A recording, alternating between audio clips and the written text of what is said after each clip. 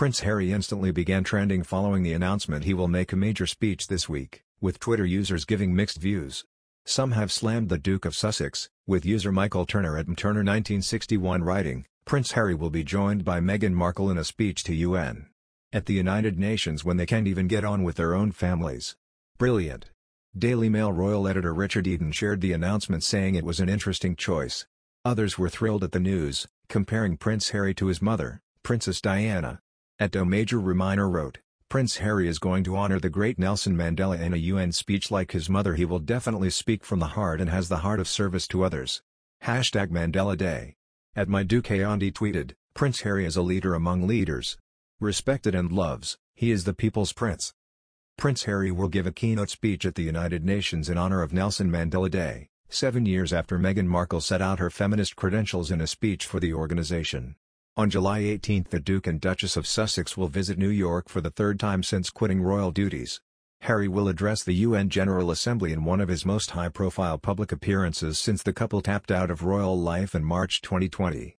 The visit will give him the opportunity to appear on a major global stage, alongside key players in international diplomacy. Meghan also made one of her biggest pre-royal speeches for the United Nations in 2015, at its UN Women Conference. A year earlier, she gave a speech in her capacity as UN Women's Advocate for women's political participation and leadership where she outlined our principles in strong terms.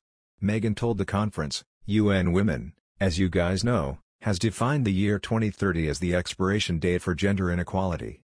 Here's what's staggering, the studies show that, at the current rate, the elimination of gender inequality won't be possible until 2095. That's another 80 years from now. When it comes to women's political participation and leadership, the percentage of female parliamentarians globally has only increased by 11% since 1995. 11% in 20 years. Come on, this has to change. Women make up more than half of the world's population and potential, so it is neither just nor practical for their voices, for our voices, to go unheard at the highest levels of decision-making.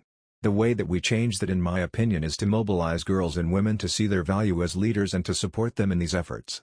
She added, "Women need a seat at the table, they need an invitation to be seated there and, in some cases, where this isn't available, well then you know what, then they need to create their own table."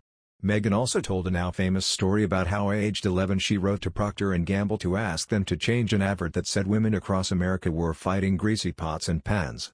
The future Duchess told the audience, "2 boys from my class said yeah, that's where women belong, in the kitchen.